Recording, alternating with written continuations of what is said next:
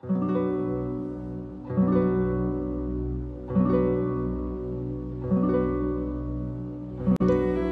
cette vidéo, nous allons voir la présentation de l'interface Microsoft Excel.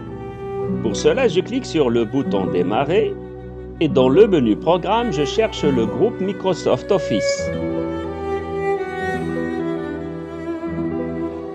Dans le groupe Microsoft Office 2013 par exemple, je vais chercher le logiciel Excel 2013.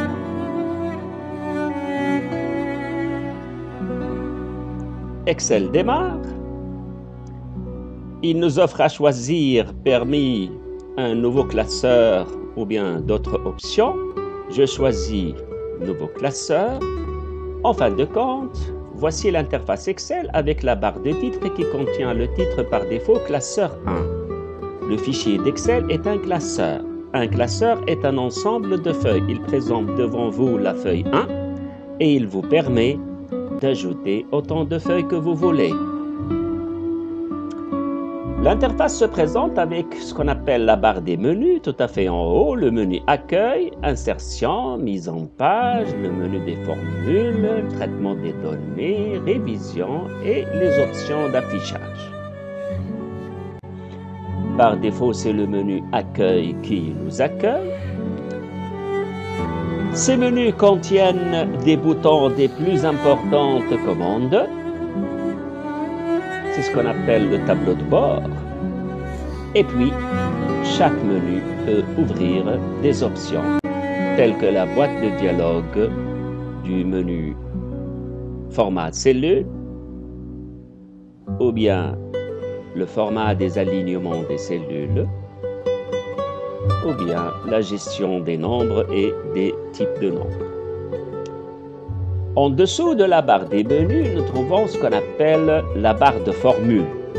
Et normalement, depuis la création du premier tableur, on tapait les formules et les fonctions dans cette zone-là, qui est caractérisée par la fonction f de x. Ça vous permet d'insérer une fonction. Mais avec ces nouvelles versions, on travaille maintenant directement dans les cellules qui sont bien quadrillées. Voici donc la feuille de calcul. Cette feuille de calcul est constituée de plusieurs colonnes et plusieurs lignes.